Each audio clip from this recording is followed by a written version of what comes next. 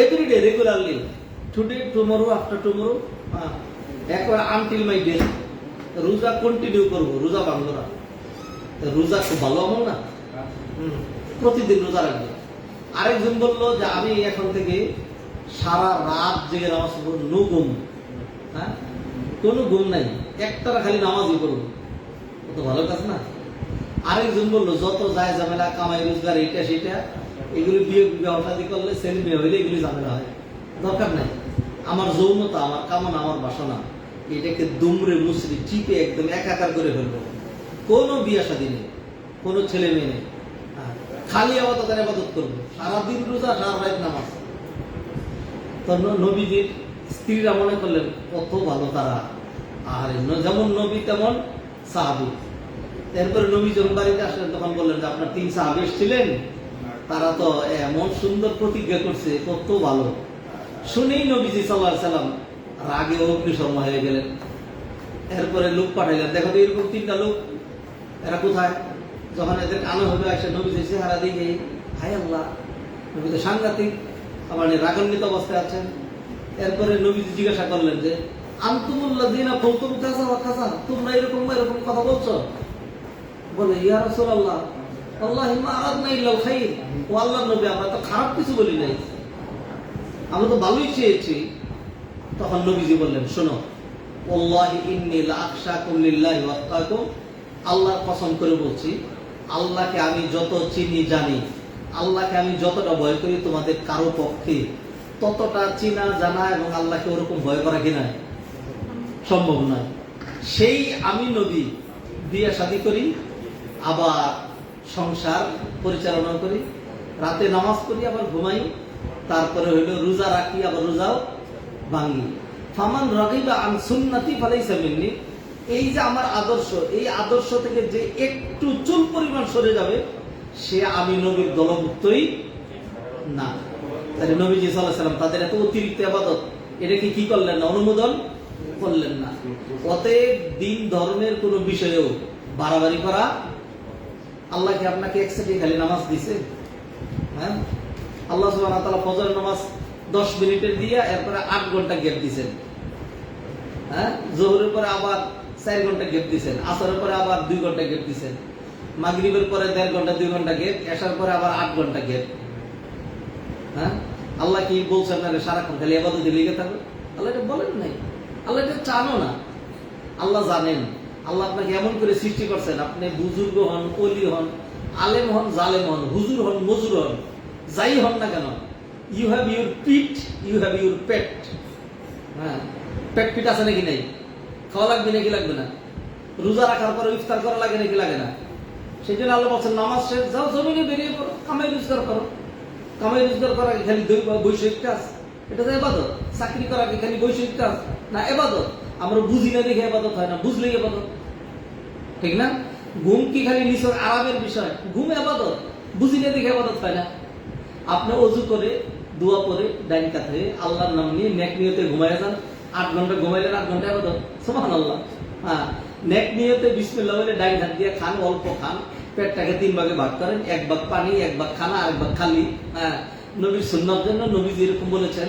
আল্লাহ কোরআনে বলছেন ঈমানদাররা শুধু খাওয়ার জন্য বাঁচে না, হ্যাঁ, ঈমানদাররা একটু শক্তি সঞ্চয় করার জন্য ইবাদত করে, সেই জন্য একটু খাওয়া লাগে। এই নিয়ত আল্লাহর জন্য খাইলাম, নবীর সুন্নাহ অনুসরণ করে খেলাম শক্তি সঞ্চয় করার জন্য, শক্তি দিয়ে ইবাদত করব। আর যদি কাফের উল্টা পাল্টা করে ঘুষি দিয়ে নাক ফাটাই দেবো, এই নিয়ত করলে সব পাবেন, ঠিক না? তো ইবাদতের মধ্যেও বাড়াবাড়ি নেই, কোনো কিছুতেই সীমালঙ্ঘন করা যাবে না।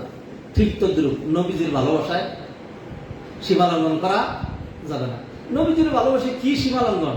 হ্যাঁ, নবীজিরই ডাকে, নবীর কাছেই চায়, নবী সব, নবী হাজির, নবী নাজির, নবী সবকিছু দেখে।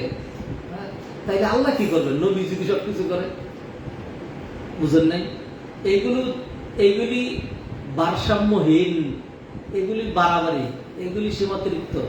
নবীজিকে ভালোবাসতে হবে সাহাবায়ে কেরাম যেন ভালোবেসেছেন, নবীজিকে ভালোবাসতে হবে কোরআনের আলোকে, নবীজিকে ভালোবাসতে হবে সালফে সালেহিন, নেককার পূর্বপুরুষগণ, আইমে মুজতাহিদিন, ইমাম আবু হানিফা, ইমাম শাফি, ইমাম মালিক, ইমাম আহমদ বিন হাম্বল, ইমাম ইবনে তাইমিয়া, ইবনুল কাইয়িম আল জাওজি, এরকম বড় বড় উলামায়ে কেরাম তারা নবীজিকে যেন ভালোবাসতেন। সেটা স্বরূপকে আল্লাহ কোরআনে যেমন বলে দিয়েছেন, হ্যাঁ, সেইভাবে নবীজিকে কি করতে হবে? ভালোবাসতে হবে। খামাখা উল্টা পাল্টা করলে হবে না। একদল নবীজির ভালোবাসা নিয়ে কি পরিমাণ বাড়াবাড়ি। হ্যাঁ, নবী আমার দিকে তাকান, নবী খুদা নেই, খুদা সে জুদা भी नहीं। নবী খুদাও না, খুদা থেকে আলাদাও না, তাহলে নবী কি? এটা করা এর চেয়ে বড় শিরিক আর কিছু আছে? হ্যাঁ, এরপরে যে কোনো কিছু খালি নবী কেন্দ্রিক, কেন আল্লাহ কেন্দ্রিক কিচ্ছু নাই। হ্যাঁ, আল্লাহরে বিছানা ফলে নবীর সামনে দিয়ে দিছে। হ্যাঁ, এইগুলি চরম বাড়াবাড়ি। এইটার নাম নবীজির ভালোবাসা না। নবীজির ভালোবাসা কোনটা? আমি যখন খাবো তখন চিন্তা করব খাওয়ার আদব কি, নবীজি কিভাবে খাইতে বলেছেন, কতটুকু খেতে বলেছেন, এইটার নাম নবীজির ভালোবাসা। আমি যখন পোশাক করবো, আমার একজন বোন, আমার একজন মা, আমার একটা মেয়ে যখন বাইরে যাবে, তখন বলবো সর্বনাশ, আমি একজন নারী। হ্যাঁ, আমার ঘরের ভিতরেই বেশি থাকা দরকার, প্রয়োজনে বাইরে যাওয়া যাবে, তবে বাইরে যেতে হলে আমাকে শালীন পোশাকে, আমি পুরুষের মতো হইতে পারবো না। হ্যাঁ, আরেকটা পুরুষ চিন্তা করবে আমি নারীর মতো হইতে পারবো না, আমার পুরুষের মতোই থাকতে হবে। হ্যাঁ, কেন? নবীজি নিষেধ করেছেন। নবীজি বলছেন লাআন আল্লাহুল মুতাশাব্বিহিনা মিনান নিসা বির-রিজাল ওয়া মিনাল মুতাশাব্বিহাতি মিনান নিসা বির-রিজাল। যেই নর মার্কার নারী আর নারী মার্কার নর, আল্লাহ লানত উভয়েরই পথ। মানে আপনি আরেকটা মার্কা হইতে যাবেন কেন? কেন আপনি এটা হচ্ছেন না? হচ্ছেন এই জন্য নবীজি নিষেধ করেছেন। এইটা নাম নবীজির ভালোবাসা। হ্যাঁ, আমি যখন কথা বলবো কিভাবে কথা বলবো, আমি যখন হাঁটবো তখন কিভাবে হাঁটবো, হ্যাঁ, আমি যখন তাকাবো তখন আমি কিভাবে তাকাবো, সবকিছুর ক্ষেত্রে আমি যখন মেপে দিব, হ্যাঁ, ব্যবসা বাণিজ্য করবো, কায় কারবার করবো, লেনদেন করবো, হ্যাঁ, when I perform my regular duties, হ্যাঁ, যখন আমি আমার চাকরিটা করবো তখন কিভাবে করবো, এখানে আল্লাহ কেন বলছেন, নবীজি কেন করছেন, এই যে কাজগুলো, এটার নাম নবীর ভালোবাসা। এটার নাম কি? নবীর ভালোবাসা। নবীর ভালোবাসা রবিউল আউয়ালের সাথে না, নবীর ভালোবাসা রবিউল আউয়ালের সাথে না, নবীর ভালোবাসা বাৎসরিক না, নবীর ভালোবাসা হঠাৎ একদিনের জন্য না, পিতামাতার জন্য দোয়া মৃত্যুবার্ষিকীতে না, মৃত্যুবার্ষিকী না, পিতামাতার জন্য রেগুলার দোয়া, রব্বির হামহুমা কামা রাব্বায়ানি সগীরা রব্বানা ফিরলি ওয়া লিওয়ালিদাইয়া ওয়া লিল মুমিনিনা ইয়াওমা ইয়াকুমুল হিসাব। ওইটা কুসন্তান যেটা সারা বছর বাবা মারে মনে করেন, একদিন মৃত্যুবার্ষিকী তাও নিজের সাধ্য নাই যে একটু কোরআন তেলাওয়াত করবে, একটু দোয়া করবে, ভাড়া করছে, মাদ্রাসা ছাত্র নিয়ে আসছে, কোরআন পর আমি তোর কোরআন তেলাওয়াত কিনে নিই। কোরআন কি তোর বাপের বেটা তুই কিনে নিবি? কিনলে কোরআন তেলাওয়াত হবে? আপনার টাকা দেওয়ার জন্য কোরআন পড়াইলেন, এক খতম কোরআন পড়াইলেন, এটা কাশের আপনার বাপের কবরের জন্য, আপনার স্বামী গাড়িকে আপনার হাতে সব ঝুঁকলেন না, কবরে ঢুকাই দিবেন মেয়ে? হবে না। স্বেচ্ছা প্রণোদিত হয়ে আপনি আপনার বাবার জন্য দোয়া করলেন, হ্যাঁ, একটু কোরআন তেলাওয়াত করলেন, আল্লাহ আমি কোরআন তেলাওয়াত করছি, আমার সোয়াই যে তেলাওয়াত আছে আমার বাবারে তুমি দিও, হ্যাঁ, আল্লাহ দিবেন। হ্যাঁ, এটা আপনার। কিন্তু আল্লাহ আমি 100 টাকা দিয়ে ওই মাদ্রাসা ছাত্রদের কোরআন পড়াই সব কিনছি, হ্যাঁ, আল্লাহ তুমি সব আমার বাবারে দাও, ঠেকা লাগছে আল্লাহ দেওয়া। এই কাজগুলো আমরা করি, কুসন্তান এগুলো, নিজে দোয়া করতে পারে না। হ্যাঁ, বাংলাদেশের একদম খুব প্রধান পার্সন, আমি এর চেয়ে বিষয়ে কিছু বলবো না, আমি তার জানাজায় ক্যামেরাগুলো তো ফোকাস করা ছিল, আমি তাকাইছিলাম। হ্যাঁ, জানাজার মধ্যে first to last look at me, দেখেন এইদিকে তাকায়া। মুখের মধ্যে তালা ছিল না, মুখের মধ্যে কি ছিল? তোমার মুখের মধ্যে গুল দিয়ে পরে মুখ বন্ধ করে জানাজায় দাঁড়াইছিল নাদান কোথাকার। হ্যাঁ, এইভাবে দুর্গম দাঁড়ায় থাকলো, কুসন্তান এগুলো। আপনি বাবা মার জানাজায় দাঁড়াইছে, চোখের পানি আসলো না, আপনি একটু অতিরিক্ত তারা আল্লাহ পড়তে পারলেন না, আপনি বুঝুকি দেখে আমি মনে মনে পড়ছি, এটা মনে মনে পড়া হয় নাকি মনে মনে থিঙ্কিং হয়? মনে মনে তো ভাবা হয়। আপনি মনে মনে সূরা ফাতিহা পড়লে একটা চোখের পানি ছেড়ে নামাজ পড়লেন, নামাজ টোটাল হয় নাই, কারণ সূরা ফাতিহা পড়ার শর্ত ছিল, আপনি পড়েন নাই। আপনি বলছেন মনে মনে পড়ছি, মনে মনে তো মন কলা খান, আপনি মনে মনে বিয়ে করতে পারেন না। সেই জন্য বলছি যে বাৎসরিক রবিউল আউয়াল কেন্দ্রিক, রবিউল আউয়ালের 12 তারিখে নবীর ভালোবাসা না। নবীর ভালোবাসা ঘুম থেকে উঠছি, ঘুম থেকে উঠে কি বলতে হয়? আলহামদুলিল্লাহিল্লাযী আহিয়ানা বা'দা মা আমাতানা ওয়া ইলাইহিন নুশুর। This is called the love of prophet Muhammad সাল্লাল্লাহু আলাইহি ওয়াসাল্লাম। হ্যাঁ, ঘুমোতে যাচ্ছি, ওযু করে নেই, ডান কাত হয়ে শুই, দোয়া করে ঘুমাই, হ্যাঁ, এরপরে হলো আয়াতুল কুরসিরে পরে নেই, তিলকুল পরে নেই, গায়ের মধ্যে একটু দম করে নেই, এইটাকে বলে নবীর ভালোবাসা। পোশাক পরছি, আবার কি করতে হবে, ও কোনোতে আমি মেয়ে মানুষ, আমার শরীরে কোনো অংশ যেন বেরিয়ে না থাকে, আমি পুরুষ মানুষ, আমার কাপড়টা যেন টাকনোর নিচে যা না যায়, নবীজি নিষেধ করেছে, এটার নাম নবীর ভালোবাসা। ঠিক না? খাইতে বসেছেন, ডাইন হাত দিয়ে খাবো, বাম হাত দিয়ে খাবো না। আপনি দেখবেন আমাদের ছেলে মেয়েরা আধুনিক মডার্ন যেগুলি ওয়েস্টার্ন কালচারকে যারা পূজা দেয়, এরা কি করবে ধরেন, দেখবেন এই যে পানি বোতল এই দেখেন, এই যে আমার দিকে দেখেন, আপনি দেখেন 90% ডাইন হাত দিয়ে করে খুলতেছে, এরপর খোলা শেষ, এবার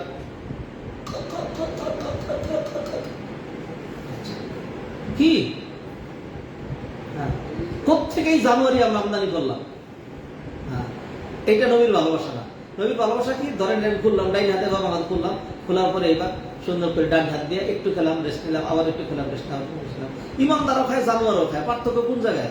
পার্থক্য জাস্ট ওই অনুসরণের মধ্যে।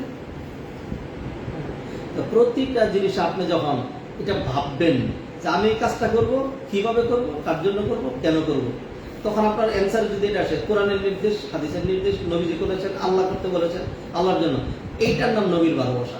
আর যখন মনে করবেন যে প্রবৃত্তির কারণে, তারপরে পেট পূজা, এই পূজা, সেই পূজা, তারপরে শুধু খাওয়ার জন্য, নিছক খাওয়ার জন্য, তাইলে তো আপনার চিন্তা চেতনা আর জানোয়ারের চিন্তা চেতনার মধ্যে কোনো পার্থক্য নাই। তো সেই জন্য হাজারানা মজলিস সম্মানিত ভাই বোনেরা, নবীর ভালোবাসা আলাদা একটা জন্তু, জানোয়ার অথবা আজীব ধরনের কিছু, এটা না। নবীজির ভালোবাসা একেবারে সব সময়, চলনে বলনে, উঠতে বসতে, শয়নে স্বপনে, সকাল সন্ধ্যায়, তারপরে হলো দিবসে নিশীতে, কায় কারবারে, লেনদেনে, উঠা বসায়, চাকরিতে বাকরিতে, সবকিছুতে। নবীজি কি বললেন? আপনার কিছু লোক খাটাইছেন, নবীজি বললেন যে আতুল আজিরা আজরাহু ক্বাবলা আইয়া জিফা আরাকুহু, শ্রমিকের ঘাম শুকানোর আগে তার পারিশ্রমিক কি দিয়ে দেওয়ার। আর শ্রমিক খাটায় বছরকে বছর ঘুরাচ্ছেন, দিচ্ছেন না। ঠিক না? ঋণ নিয়ে না, ঋণ করা নিষিদ্ধ। ঋণ যদি করতেই হয় তাহলে তাড়াহুড়া করে ঋণ তুমি কি করবো, পরিশোধ করবো। আর আপনি ব্যাংক খালি করে দিলেন, আর ঋণ দেওয়ার কোনো নামই নাই না। সম্মানিত ভাই বোনেরা, নবীজি সাল্লাল্লাহু আলাইহি সাল্লামের ভালোবাসা নিয়ে কিছু কথা বললাম, 2-4টা পয়েন্ট বলে শেষ করে দিই, সময়ের কারণে আমাদেরকে শেষ করা লাগছে। আমরা নবীজির সিরাত নিয়েও আরো আমরা অনেকগুলো কথা আলোচনা করবো ইনশাআল্লাহ আমাদের জার্নিতে। আর আজকেই তো হঠাৎ এই উপলক্ষের কারণে সিরাত নিয়ে আলোচনা করলাম, সামনে তো হজ নিয়ে আলোচনা করবো, একের পর এক ইনশাআল্লাহ আলোচনা করবো। নবীজি সাল্লাল্লাহু আলাইহি সাল্লামকে কেন আমাদের ভালোবাসতে হবে, এখানে আমি অল্প কয়েকটা পয়েন্ট আপনাকে বলতে চাই। নাম্বার 1, যেহেতু নবীজি সাল্লাল্লাহু আলাইহি সাল্লাম আল্লাহর কাছে পুরো সৃষ্টির মধ্যে সবচেয়ে বেশি প্রিয়, নবীজি আল্লাহর কাছে যত প্রিয়, অন্য কেউ আল্লাহর কাছে তত প্রিয় না। নবীর মান মর্যাদা আল্লাহর কাছে যত উন্নত, অন্য কারো মান মর্যাদা এত উন্নত না, এত বেশি না, কোশ্চিন করেও না। আল্লাহ কোরআনে বললেন ওয়া রাফা'না লাকা যিকরাক, নবী হে, আপনার নাম আমি বুলন্দ করেছি, উঁচু করেছি। এটা তাফসীর করা হয়েছে কুল্লামা যুকিরতু যুকিরতা। মুফাসসিরিন কেরাম বলছেন যে আল্লাহ বলছেন যে যখনই আমার কথা আসবে সাথে সাথে তোমার কথা আসবে। আশহাদু আল্লা ইলাহা ইল্লাল্লাহ, তারপরে কি আশহাদু আল্লা ইলাহা ইল্লাল্লাহ ওয়া আশহাদু আন্না মুহাম্মাদান আবদুহু ওয়া রাসূলুহু। তারপরে যে কোনো জায়গায় নবীজির কথা জানাজার মধ্যে দিবেন, জানাজার মধ্যে প্রথম হলো কি নিয়ত, আল্লাহু আকবার, এরপরে আল্লাহর তাসবিহ, হয়তো সূরা ফাতিহা না হয় সুবহানাকাল্লাহুম্মা ওয়া বিহামদিকা ওয়া তাবারাকা ইসমুকা তাআলা জাদ্দুকা ওয়া জাল্লা সানাউকা ওয়া লা ইলাহা ইল্লাল্লাহ, আল্লাহর কথা তো, এরপর আল্লাহু আকবার, তারপরে কি আল্লাহুম্মা সাল্লি আলা মুহাম্মদ। দেখছেন আল্লাহ সুবহানাহু ওয়া তাআলা নবীজিকে এইভাবে উপরে উঠিয়েছেন। তাইলে আল্লাহ সুবহানাহু ওয়া তাআলা যাকে এত ভালোবাসেন, তাহলে আমাদের কি করা উচিত? তাকে ভালোবাসা উচিত। দিস ইজ দি মানে ফার্স্ট কজ, প্রথম কারণ। এটা ব্যাখ্যা করার করবো না, সময় এমনি নেই, সময় ওয়ার্নিং দিচ্ছে, শেষ করবো ইনশাআল্লাহ। 2 নম্বর, নবীজিকে ভালোবাসার নাম ঈমান। নবীজিকে ভালোবাসার নাম ঈমান। নবীজির ভালোবাসা আছে তো ঈমান আছে, নবীজির ভালোবাসা নাই তো ঈমান নাই। দলিল নবীজির হাদিস, ওয়াল্লাহি লা ইউমিনু আহাদুকুম হাত্তা আকুনা আহাব্বা ইলাইহি মিন ওয়ালিদি ওয়া ওয়ালাদি ওয়ান নাস আজমাইন। আল্লাহর কসম, তোমাদের মধ্যে কোনো ব্যক্তি ততদিন পর্যন্ত ঈমানদার হইতেই পারে না যতক্ষণ না আমি তার কাছে সবচেয়ে বেশি প্রিয় সাব্যস্ত হব। নবীজিকে বেশি ভালোবাসতে হবে। সত্যি আমরা ঈমানদার, কারণ আমরা নবীকে সবচেয়ে বেশি ভালোবাসি। আপনিও আমরা প্রত্যেকেই। কেন জানেন? কারণ হইল, আমি যদি আপনার একটা ঘুষিও মারি, এটা সহ্য করতে পারবেন, আমি যদি আপনার বাবারে গালি দিই উনি সহ্য করতে পারবে, কিন্তু কি আছেন এখানে আমি নবীর গালি দেবো সহ্য করতে পারবেন? সহ্য করবেন? কম যে বেটা তুই হুজুর দেখা তুই নবীর গালি দিবে তোর ছেড়ে কোনো এটি কেউ ছাড়বে না, ঠিক কিনা? হ্যাঁ, তাহলে বোঝা যাবে নবীর ভালোবাসা আমাদের কাছে বেশি, এটা হইতে হবে। এত নবীর ভালোবাসা লাগবে কেন? যেহেতু নবীর ভালোবাসাটা ইমান। নবীর ভালোবাসাটা কি? ইমান। নাম্বার 3, হ্যাঁ, যেহেতু নবীজি সাল্লাল্লাহু আলাইহি ওয়াসাল্লাম আমাদেরকে জাহান্নামে ঢুকে গেছিলাম, নবীর মাধ্যমে আল্লাহ আমাদেরকে সেখান থেকে বের করলেন। নবীজি বের করলেন। কেমনে বের করলেন? ওই যে আমার দাদার দাদা দাদার দাদা তারে যদি ওইখানে কাটা হয়ে যেত, যদি ওইখানে আমার দাদার দাদারে যদি বাইরে ফেলতো, তাই আমার দাদারা কয় ভাই হইতো? হইতো না তো, ঠিক না? তাইলে যদি জাহিলি যুগের যাদেরকে নবীজি সাল্লাল্লাহু আলাইহি ওয়াসাল্লাম সাহাবী বানাইলেন, দ্বীনের দিশা দিলেন, যাদের মাধ্যমে দ্বীনের এই প্রদীপ সুদূর বাংলাদেশ পর্যন্ত আসলো, তারা যদি নরকে ঢুকে যেত, ওই ধারাই যদি বন্ধ হয়ে যেত, তাইলে আমি আর আপনি জান্নাতের আশা করতে পারতাম? যেই নবীজির মাধ্যমে সেই জাহান্নাম থেকে নিষ্কৃতি পেয়ে জান্নাতে যাওয়ার প্ল্যান পরিকল্পনা করছি, আর ভাবছি আমি যখন জান্নাতে যাব আমি কত বড় মাস্তান, ওরে বাবারে, আমার মতো কপালওয়ালা আর কে হইতে পারে? সুবহানাল্লাহ। কার কারণে ভাবছেন এটা? নবীজির কারণে। তাকে ভালোবাসতে হবে নাকি হবে না? ভালোবাসতে হবে। 4 নাম্বার, হুয়া মুআল্লিমুনা ওয়া মুযাক্কিনা ফালাহু হুকুকুন মাহফুজাতুন আলাইনা। নবীজি সাল্লাল্লাহু আলাইহি ওয়াসাল্লাম আমাদের মুআল্লিম, শিক্ষক, আমাদেরকে শিক্ষা দিয়েছেন। নবীজি সাল্লাল্লাহু আলাইহি ওয়াসাল্লাম কি শিখাইছেন? এমনে হাঁটবা, এমনে কাশবা, এমনে চাহনিটা এরকম হবে, বলনটা এরকম হবে, মুখে দাড়িটা এরকম, মাথায় টুপিটা এরকম হবে, গায়ের হিজাবটা এরকম হবে, ও নারী তোমার পোশাকটা এরকম হবে, ও নারী তোমার শালীনতা লাগবে। হ্যাঁ, ওহে মুসলিম নারী একই করছো, কোথায় চলছ লজ্জা শরম ছাড়ি, একই হলো সর্বনাশা, এমন কেন বেশভূষা, মুসলিম জাতির প্রাণের আশা, তুমি দিবে মুক্তির দিশা, তবে কেন হচ্ছ তুমি বিজাতির অনুসারী, ওহে মুসলিম নারী। হ্যাঁ, এই জিনিসগুলো আমাদেরকে কে শিখিয়েছেন? নবী মুহাম্মদ রাসূলুল্লাহ সাল্লাল্লাহু আলাইহি ওয়াসাল্লাম। নবীজি শিখাইলেন, ইদা ফাতাকাল হায়াউ ফাসনা মা শিতা, যদি তোমার লজ্জাই না থাকে তাহলে তুমি যা খুশি তাই করতে পারো। লজ্জা না থাকলে এক খারাপ মহিলার গল্প বলে আর কি, এইভাবে খারাপ মহিলার গল্প বলে, এই মহিলা মানে খারাপ চরিত্রহীন আর কি। তো মুড়ি, ওই যে আগে মানুষ তো এত দামি কাপড় পরতো না, একটা কাপড়ই পরতো শাড়ি কাপড়ের মতো, এই আঁচলের মধ্যে নিয়ে খাইতে খাইতে বাজারের মধ্যেই হাঁটতেছে আর খাইতেছে। হুজুর দেখে এই বাজারে হাঁটো সব মুড়ি খাচ্ছে, লজ্জা নাই, বাণিজ্য। তো মহিলা মুখ ঘুরে যখন দেখছে হুজুরি দেখবেন, অন্যদিকে হুজুরের যে কথা, শরম দিচ্ছে করে কিনছি। মানে কারো যদি শরম না থাকে তাহলে তার আর কি, যে শরম বিক্রি করতে পারছে সে বাজারে হাইটে মুড়ি খাইতে কোনো অসুবিধা আছে? তাহলে আমাদের যে শালীনতা, আমরা যে পারি না, হ্যাঁ, মানে উলঙ্গ হইতে পারি না, বেহায়া পারি না। কেন পারি না?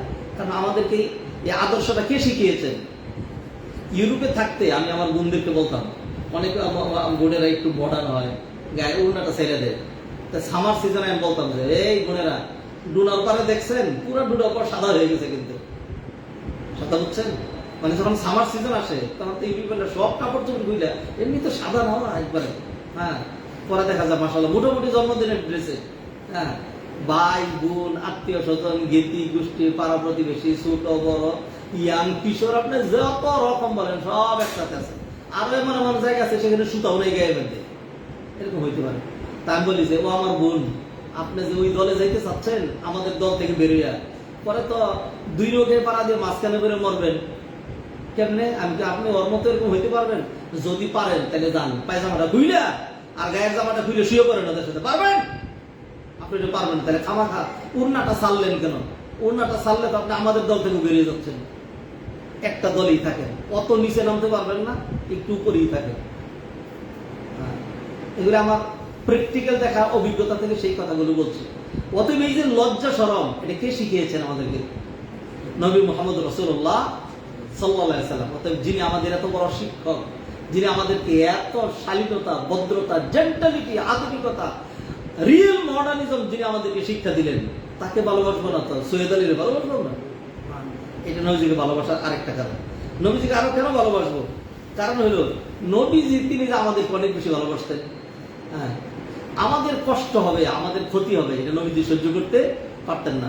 নামাজে দাঁড়াইছেন, এই যে দেখেন, হ্যাঁ নামাজে দাঁড়াইছেন, আয়াত আসছে একটা আযাবের, এইখানে নবীজি থেমে যেতেন, চোখের পানি ছেড়ে দিয়ে, আল্লাহ এই আযাব থেকে তুমি আমার বাঁচাও, আমার উম্মতকে বাঁচাও।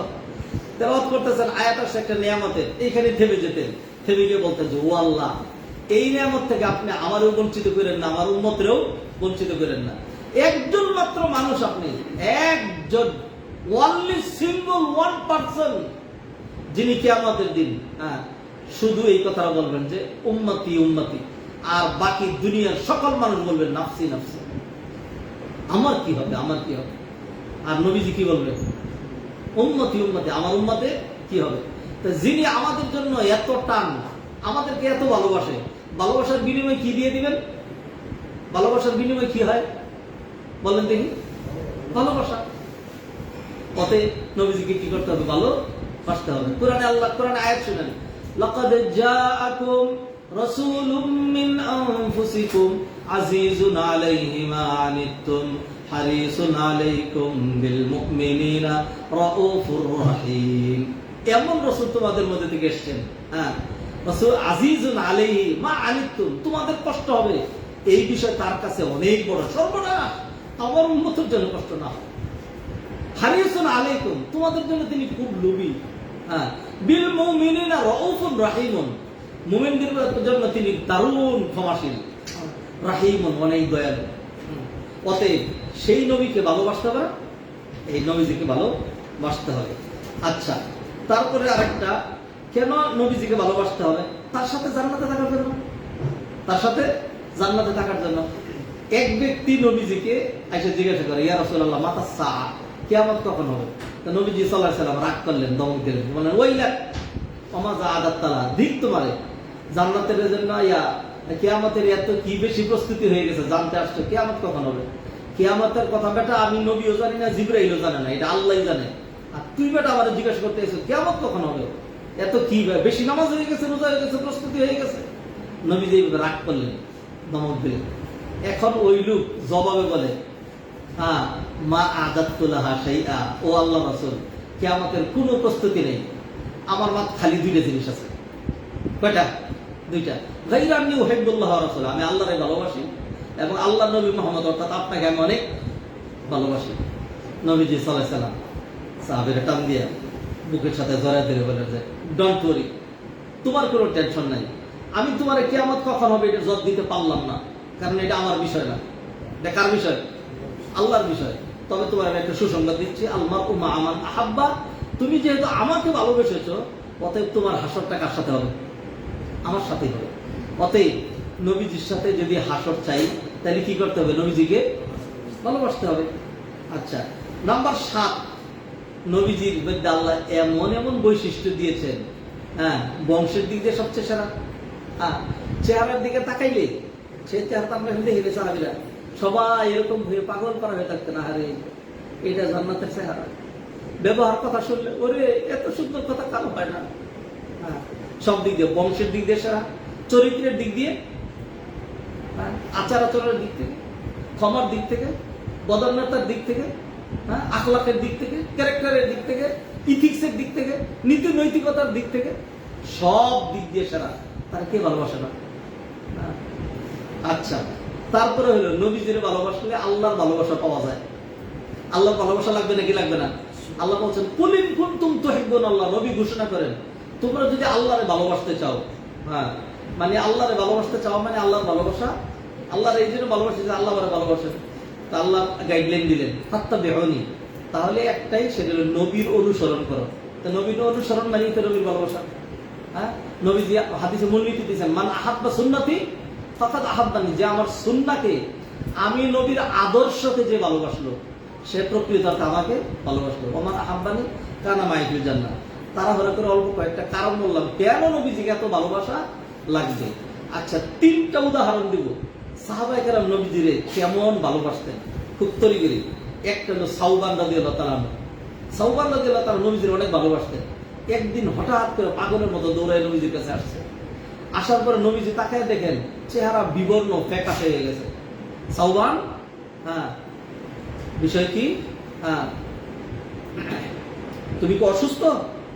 তুমি কি অ্যাক্সিডেন্ট করছো, ওটা কোনো সমস্যা হয়েছে? না ইয়া রাসূলুল্লাহ, কিছু নাই, আমার ক্ষুধাও নাই, আমার তৃষ্ণাও নাই, আমি অসুস্থ না, আমি সব ঠিক পাবো। তোমার অবস্থা এরকম কেন? তো আল্লাহ রাসূল, দুনিয়াতে যখন আপনার কাছে থেকে আপনার দেখলে খুব ভালো লাগে, আর যখন একটু দূরে থাকি খারাপ লাগে, তখন দৌড়াই আসে এসে আপনাদের দেখি, আপনারা দেখলে আমার খুব ভালো লাগে। কিন্তু আজকে আমি আমার একটু পেরেশানি নিয়ে এসেছি, আপনার দেখার পরেও আমি শান্তি পাচ্ছি না। তো কি পেরেশানি, কি জন্য?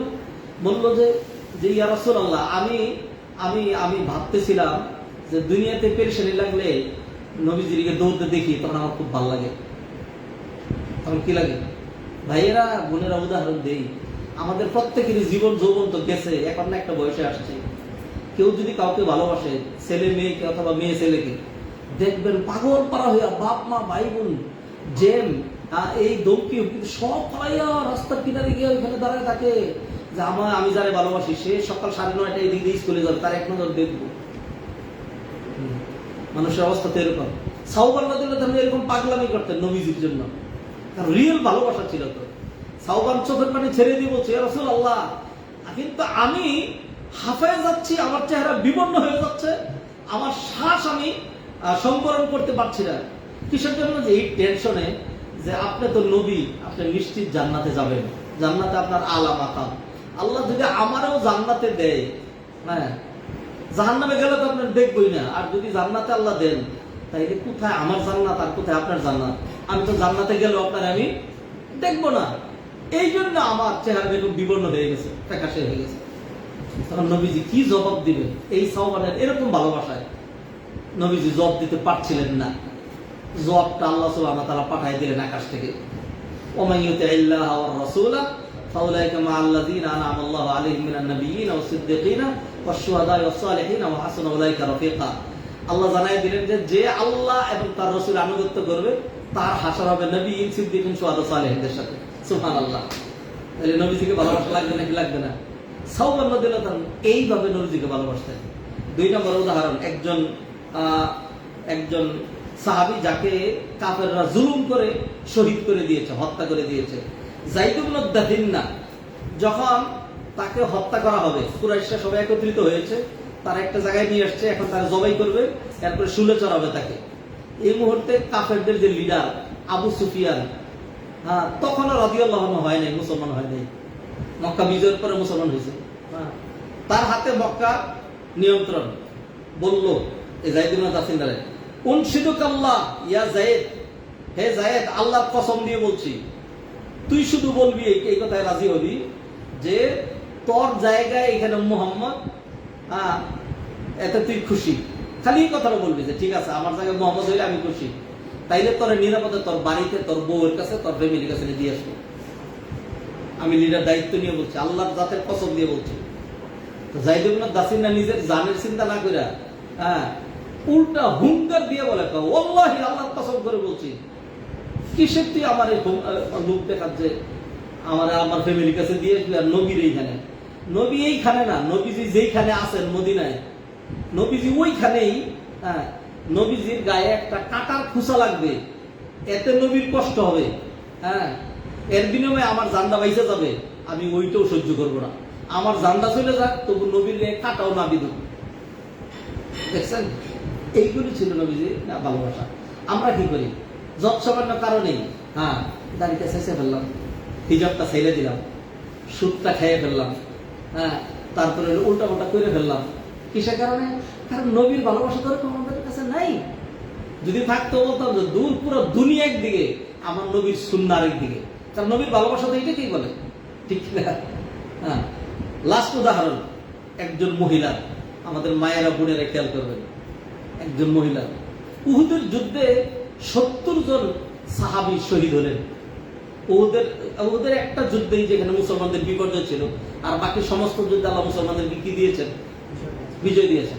বিপর্যয়ের কারণ আছে, আমি সেদিকে আলোচনায় যাচ্ছি না। উহুদের ময়দানে যখন যাবেন, তখন আপনাদেরকে সাথে দাঁড় করে, এই যে উহুদের ময়দান, কাফের এই দিক দিয়ে আসছিল, মুসলমান এই দিক দিয়ে, এই কারণে পরাজয় হয়েছিল, এই যে এইখানে তাকান, এদিকে দেখেন, ওইখানে দাঁড়ায় বর্ণনা দেবো ইনশাআল্লাহ। 70 জন সাহাবী যখন শহীদ হইল, তখন এই খবর তো মদিনায় চলে আসছে। এমন অসংবাদ আসছে যে নবীজি শাহাদত বরণ করছেন। এক মহিলা পাগলির মতো দৌড়াইয়া উহুদের দিকে যাচ্ছে। লোকজন ফেরত আসে পরাজয় হইয়া, বললো যে এই মহিলা ইমরাতুম মিন বনি দিনার, বনি দিনার মহিলা, এই পাগলি কই যাও? যাইও না। কেন যাচ্ছ? আমরা কি বিজয়ী হয়েছি? আমাদের তো পরাজয় হয়েছে, যাইও না। হ্যাঁ, না আমার তাড়াতাড়ি যাইতে দাও, আটকেও না। একজন বলে, শোনো, সহ্য করতে পারবো না, তোমার বাবা শহীদ হয়ে গেছে, দুর্মে সড়ক। আরেকজন যাইও না, হ্যাঁ, তোমার ভাইও শহীদ হয়েছে। আরেকজন এসে বলেছে, দৌড়ো মহিলা, পাগলামি করো না, তোমার স্বামীও শহীদ হয়েছে। এক একজন এক একটা শোনাচ্ছে। এই যে শুনেন, ফালাম্মা নাউলাহা, যখন মানুষ এই তিনজনের কথা মৃত্যু সংবাদ, নাইল মানে মৃত্যু সংবাদ প্রকাশ করা, যখন এই তিনজনের মৃত্যু সংবাদ দিল মহিলার কাছে, তখন ওই মহিলা কি বলে শুনেন, মা ফাআলা রাসূলুল্লাহ, নবীজির খবর কি? নবীজির খবর কি? ক্বালু খাইরান ইয়া উম্মা ফুলান, এ উম্মুকের মা, নবীজি ভালো আছেন। হুয়া বিহামদিল্লাহি কামা তুহিব্বিন, তুমি যেরকম নবীরে ভালোবাসো, আল্লাহ নবীরে ওরকমই সুস্থ রাখছেন, ভালো রেখেছেন। তালা আরো নিহি হাত্তাম ধরি নেই, আমি বিশ্বাস করি না, আমার তাড়াতাড়ি নবী দেখাও, আমি বিশ্বাস করবো না। এরপর লোকজন নিয়ে গেল যে নবীজি ওইখানে নিরাপদে সাহাবীরা ওনাকে বেষ্টনী দিয়ে রাখছেন। ওইখানে গিয়ে আসে, যখন নবীরে সচক্ষে দেখছে, দেখার পরে এরপরে বলে, ইদা রাতু কারাত কুল্লু মুসিবাতিন বা'দাকা জালাল, ও আল্লাহ রাসূল, আল্লাহ যে আপনাকে বাঁচায় রাখছে, হ্যাঁ, এর বিনিময়ে আল্লাহ আমার যত বিপদ দেন, হ্যাঁ, আপনি থাকলে আমার সকল বিপদ, জালাল মানে সগীর, ছোট্ট, এটা কিচ্ছু না। স্বামী মারা গেছে সহ্য করতে পারবো, বাবা মারা গেছে কষ্ট হবে সহ্য করতে পারবো, ভাই খারাপ লাগবে সহ্য করতে পারবো, না আমার নবী চলে গেলে আমি সহ্য করতে পারতাম না। সুবহানাল্লাহ। সম্মানিত ভাই বোনেরা, আসুন আজকের এই দশ থেকে, আজকের এই হালাকা থেকে, হজ কেন্দ্রিক না, কিন্তু এখান থেকে আমাদের একটা শিক্ষা নিতে হবে। সেটা হলো, একটা শিক্ষা ধরেন, আমি হজটা কার মতো করবো? বলেন আজকের আলোচনা থেকে কি বুঝলেন? কার মতো করতে হবে? নবী মুহাম্মদ রাসূলুল্লাহ। কিন্তু আমার যে ছোট ভাই দাওরা পাস, আমার যে বাগিনা মুফতি, আমার যে এলাকাবাসী, কি উনি ফতুয়াবাদ, খতিব সাহেব, উনি যে আরেক রকম কইছেন, এখন কোনটা করবেন? নবীরটা করবেন না হেডটা করবেন? নবীজিরটা। আর নাইলে আমার সাথে যাইবেন তো, আমি হলাম মাদানী, মদিনায় পড়া, মাদানীর তরিকায় হজ করবেন, নবীর তরিকা বাদ। কি বলেন? করবেন না? আমার তরিকা দাও না, তাহলে সরমনে বিশ্বাসের তরিকায়, আব্দুল কাদের জিলানির তরিকায়। কোন তরিকা না, নু তরিকা, একটাই তরিকা, সেটা হলো তরিকাতুন নবী সাল্লাল্লাহু আলাইহি ওয়াসাল্লাম, নবীজির তরিকা। তাহলে শিক্ষা হলো, আসুন আজকের এখান থেকে শিক্ষা নেব, নবীজি সাল্লাল্লাহু আলাইহি ওয়াসাল্লামকে নিজের প্রাণের চেয়ে ভালোবাসবো। You get your mental pleasure. নবীজি নিজে হাদিসে বলছেন, সালাসুন মান কুননা ফি ওয়াজাদা বিহিন্না হালাওয়াতাল ঈমান, কারোর মধ্যে যদি তিনটা বৈশিষ্ট্য থাকে, তাহলে ঈমানের স্বাদ কাকে বলে এটা সে পাবে। স্বাদ পাই না কেন? আপনি আমার ছানা মিষ্টি দিয়েছেন জিব্বার মধ্যে, তো মজা লাগে না। আঙ্গুর দিয়েছেন, এরপরে একটু আপেল দিলেন, নাশপাতি দিলেন, মজা লাগে না কেন? কারণ হলো জ্বর হইয়া জিব্বা কি হয়ে গেছে? নষ্ট হয়ে গেছে। পাপ করতে করতে আমার আপনার রুচি একদম খারাপ হয়ে গেছে। সেই জন্য নবীর ঈমানের মজা আমরা পাই না, সলাতে আত্মতৃপ্তি পাই না দিনী অনুযায়ী। আমি তো সাংঘাতিক শান্তি পাওয়ার কথা। হ্যাঁ, নবীজি সাল্লাল্লাহু আলাইহি ওয়াসাল্লাম বলেন, তিনটা জিনিস থাকলে তুমি শান্তি পাবা, ঈমানের মজা পাবা, ঈমানের টেস্ট পাবা। একটা কি? আইয়াকুন আল্লাহু ওয়া রাসূলুহু আহাব্বু ইলাইহি মিম্মা সিওয়াহুমা, আল্লাহ এবং আল্লাহ রাসূল তার কাছে দুনিয়ার সবকিছু চেয়ে বেশি প্রিয় হবে, এবং একজন মানুষকে আল্লাহর জন্য ভালোবাসবে। 3 নাম্বার, সে যেরকম অপছন্দ করে যে তারে আগুনে নিক্ষেপ করা হোক, এটা সে যেরকম অপছন্দ করে, যদি এরকমই অপছন্দ করে যে তাকে জাহান্নামে নিক্ষেপ করা হোক, হ্যাঁ, অথবা কুফরির দিকে ফিরিয়ে নেওয়া হোক, এটা যদি তার কাছে এরকম অপছন্দ হয়, তাইলে সেই ইমানের স্বাদ পাবে। অর্থাৎ কুফরি তার কাছে ঘৃণিত হবে, ইমানদার তার কাছে পছন্দনীয় হবে, আর আল্লাহ এবং রসুলের তরিকা তার কাছে প্রিয় হবে। যদি এইটা হয়, তাহলে সেই ইমানের স্বাদ পাবে। আল্লাহ সুবহানাহু ওয়া তাআলা আমাদেরকে যেন ইমানের স্বাদ দেন। হজ নিয়ে আমরা বহুত আলোচনা করব, হজ শিখাবো পদে পদে ইনশাআল্লাহ। আজকে হজ কেন্দ্রিক আলোচনা করি নেই, সিরাত নিয়ে আলোচনা করছি। মন খারাপ করছেন সেই জন্য? আসলে এখান থেকে শিক্ষা নিয়ে নবীর আদর্শে অনুপ্রাণিত হই, নবীজিকে ভালোবাসবো, তবে উল্টা পাল্টা ভালোবাসা না, একদিনের ভালোবাসা না, রবিউল আউয়ালের ভালোবাসা না, 12ই রবিউল আউয়ালের ভালোবাসা না, আজীবন ভালোবাসা। সকালবেলা ঘুম থেকে ওইটা কার ভালোবাসা? আর যখন ঘুমোতে যাবো তখন কার তরিকা? পোশাকের সময় কার চিন্তা? নবীজির চিন্তা। আল্লাহ সুবহানাহু ওয়া তাআলা আমাদের জন্য কল্যাণ করেন, খায়রের ফয়সালা করেন। আপনারা যারা কষ্ট করে এই যে সারাদিন ব্যাপী হজ ট্রেনিং করলেন, হজের বিভিন্ন রকম সেশন জানলেন, ঢাকা শহরের বাস্তবতা এবং জেন জব সব উপেক্ষা করে এখানে আসলেন, এইভাবে আপনারা তিলে তিলে তিলে তিলে শিখে শিখে হজ করবেন যারা। আর যারা হজে যাওয়ার কয়েকদিন আগে এসে লাভ মাইরিয়া অথবা লাভ না ফাল মাইরা যারা হজে চলে যাবে, হ্যাঁ বাংলায় দুইটাই ব্যবহার হয়, একটা হলো লাভ আর একটা কি ফাল মাইরা যারা হজে। দুই হজ এক সমান না, দুই হজের মধ্যে কি আছে? পার্থক্য আছে, এটা বুঝবে। একই ইমামের পিছনে নামাজ পড়লে এক সমান সব হয় না, কারোটা হয় 10 ভাগের 1 ভাগ, কারোটা হয় অর্ধেক, কারোটা হয় পূর্ণাঙ্গ। হ্যাঁ, সেই জন্য যারা কষ্ট করে আসলেন, আপনাদের আগমন, আপনাদের প্রস্থান, আপনাদের বসা, আপনাদের কষ্ট, আপনাদের ধৈর্য, এটা ফুল কমপ্লিটলি ফ্রুটফুল হোক, অ্যাকসেপ্টেড হোক। আল্লাহ সুবহানাহু ওয়া তাআলা এটাকে কাজে লাগান এবং এই সময়ের রিওয়ার্ড আল্লাহ সুবহানাহু ওয়া তাআলা আপনাদেরকে দান করেন। সময়ের বারাকা এনায়েত করেন, মাকবুল হজ করার তৌফিক এনায়েত করেন। আল্লাহ সুবহানাহু ওয়া তাআলা আমাদের গুনাহগুলো মাফ করে দেন। আল্লাহ সুবহানাহু ওয়া তাআলা আমাদেরকে হেদায়েত করেন। আমাদের কলবটা নবীজির ভালোবাসা, আল্লাহর ভালোবাসা, কোরআনের ভালোবাসা, দ্বীনের ভালোবাসা দিয়ে আল্লাহ সুবহানাহু ওয়া তাআলা পরিপূর্ণ করে দেন। হজের জন্য পারফেক্ট প্রস্তুতি গ্রহণ করার, পারফেক্ট ইখলাস নিয়ে নবীর তরিকা হজ সম্পাদন করা আল্লাহ সুবহানাহু ওয়া তাআলা যেন আমাদেরকে তৌফিক এনায়েত করেন। সুবহানাকাল্লাহুম্মা ওয়া বিহামদিকা আশহাদু আল্লা ইলাহা ইল্লা আনতা আস্তাগফিরুকা ওয়া আতুবু ইলাইক। এরই মাধ্যমে আমার আলোচনা শেষ। একান্ত ইম্পর্টেন্ট জরুরি কোনো প্রশ্ন যদি কারো থাকে, কোনো ভাই অথবা বোনের, এনি টাইপস অফ কোয়েশ্চেন, তাহলে প্রশ্ন করতে পারেন। জি বলেন।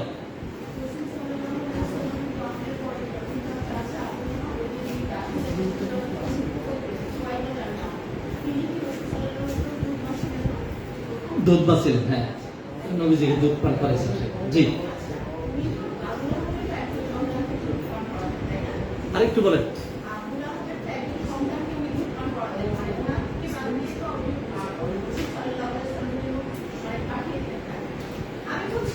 আবার একটু বলেন, বলেন, শুনি শুনি। বসে বসে বলেন, বসে বলেন।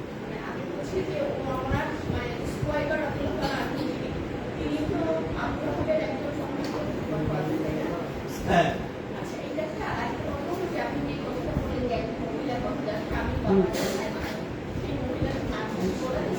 মহিলার নামটা পাইনি, মহিলাটা ইমরাতুম মিন বনি দিনার, বনি দিনারের একজন মহিলা।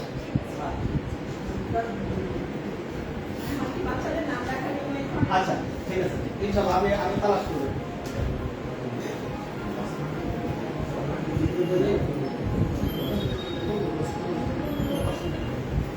আর কোনো প্রশ্ন থাকলে আমি শেষ করে দিই, তাহলে শেষ করে দিচ্ছি এখানে। সুবহানাকাল্লাহুম্মা, দোয়াটা পড়েন, সুবহানাকাল্লাহুম্মা ওয়া বিহামদিকা আশহাদু আল্লা ইলাহা ইল্লা আনতা আস্তাগফিরুকা ওয়া আতুবু ইলাইক।